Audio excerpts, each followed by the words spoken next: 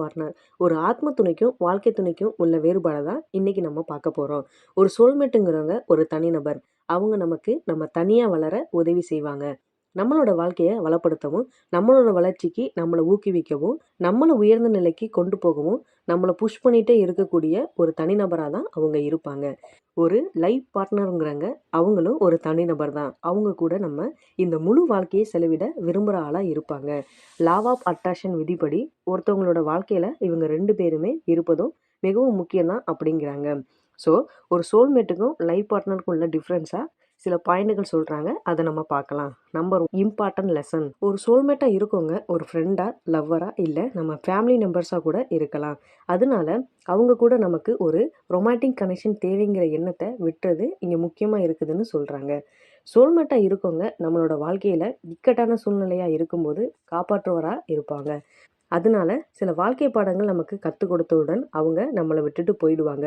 அவங்க இல்லைங்கிறது நமக்கு காயப்படுத்த தான் செய்யும். ஆனா, அவங்க நமக்கு ஒரு சோல்மேட்டு தான் அப்படிங்கிற நிலை மாறாது. இதுக்கு நேர்மாறா ஒரு லைஃப் பார்ட்னர்ங்கிறவங்க நம்மளுக்கு இன்ட்ரெஸ்ட்டா இருக்க விஷயத்தையும், அவங்களுக்கு இன்ட்ரெஸ்ட்டான விஷயத்தையும் ஷேர் பண்ணிக்குவாங்க. நமக்கு சப்போர்ட் பண்ணுவாங்க. ஏதாவது சிக்கலான விஷயத்துல ரிஸ்க் எடுக்க அதிகாரம் குடுப்பாங்க. அதுலயும் ஏதாவது சேலஞ்சஸ் இருக்குதுன்னா, அத 2 பேரும் சேர்ந்து ஃபேஸ் பண்ணணும்னு சொல்லுவாங்க. லைஃப் லாங் நம்ம கூட ட்ராவல் பண்ணுற ஆளாகவும் இருப்பாங்க. Number 2 connection.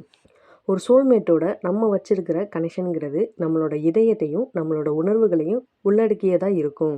இந்த மாதிரி ஃபீல் ஆகிற நபர்களோட நம்ம கொண்டு இருக்க உறவுங்கிறது தீவிரமானதா இருக்கும். தொடர்ந்து அவங்க கூட ஏதோ ஒரு கனெக்ஷன் ஏற்பட்டுக்கிட்டே இருக்கும். அது சில நேரத்தில் அழகானதாகவும் இருக்கும், காயத்தையும் மகிழ்ச்சியையும் கொடுக்கக்கூடியதாகவும் இருக்கும். இன்னொரு பக்கம் லைஃப் பார்ட்னர் கூட நமக்கு ஏற்படுற கனெக்ஷனுங்கிறது நம்மளோட விருப்ப வெறுப்புகளை அறிந்து அவங்க செயல்படுறாங்க அப்படின்னு நமக்கு ஃபீல் கொடுக்க ஆரம்பிக்கும். நம்மளை பற்றி ஏ டு இஜெட் வரை உள்ள எல்லா விஷயங்களையும் தெரிஞ்சுக்கிட்டு புரிஞ்சு நடக்க முயற்சி பண்ணுவாங்க. இவங்க கூட உண்டாகிற கனெக்ஷனுங்கிறது நம்பிக்கையையும் பாதுகாப்பையும் வெளிப்படுத்துகிறதா இருக்கும். Number 3 intuition understanding, growing understanding. நம்ம எப்போ சோல்மேட்டாக இருக்கவங்கள பார்க்குறோமோ அப்போ எல்லாம் அவங்க ரொம்ப வருஷமாக நம்ம கூட பழகுன மாதிரி ஃபீல் பண்ணுவோம். நம்ம இப்போ தான் அவங்கள பார்த்துருப்போம், பேசியிருப்போம். இருந்தாலும் கூட மனசில் உள்ளுணர்வில் அவங்க கூட நம்ம நெருக்கமாக இருந்த மாதிரி உணர்வுகள் ஏற்படும். நம்மளோட லைஃப் பார்ட்னராக வரவங்க ஒருவேளை வெவ்வேறு பின்னணியிலிருந்து நமக்கு பரிச்சயமாகலாம். அவங்க கூட நமக்கு ஏற்படுற உணர்வு கொஞ்சம் கொஞ்சமாக தான் உள்ளுணர்வாக வளர ஆரம்பிக்கும். பின்னால அதுவே ஒரு கம்ஃபர்ட் ஜோனா அவங்க கூட உருவாகும். மேலும் அவங்க கூட ஏற்படுற புரிதல் அவங்களோட ஒரு ஆழமான நிலையான அன்பை நமக்குள்ள உருவாக காரணமா இருக்கும்.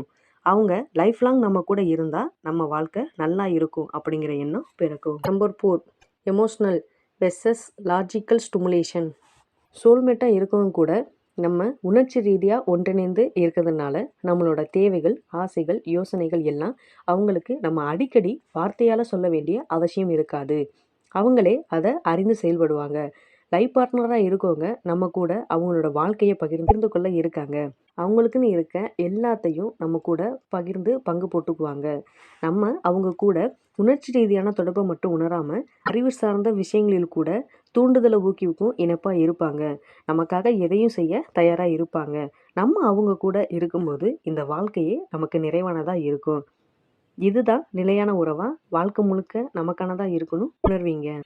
Number 5 the time of the meeting differ. நமக்குள்ள ப்ராப்ளம் நடக்கும்போது அந்த ப்ராப்ளத்திலிருந்து சால்வ் பண்ணி வெளியே வர சோல்மேட்டாக இருக்கவங்க நமக்கு நிறையா விஷயங்களை உதவியாக இருப்பாங்க.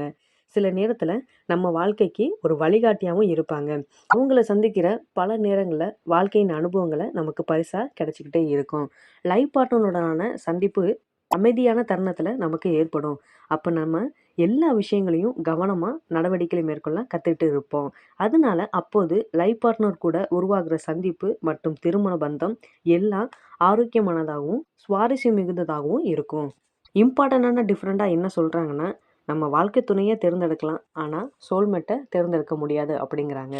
சில அரிதான சந்தர்ப்பத்தில் நம்மளோட சோல்மேட்டே நம்மளோட வாழ்க்கை துணையாக வர்றதுக்கு வாய்ப்புகள் இருக்குன்னு தான் சொல்கிறாங்க.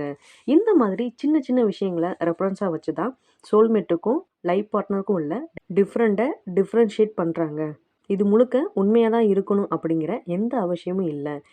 இந்த டாப்பிக்கை பற்றி நீங்கள் எதுவும் சொல்ல விருப்பப்பட்டா நினச்சா நம்ம கமெண்ட் செக்ஷனில் கமெண்ட் பண்ணுங்கள். Thank you all.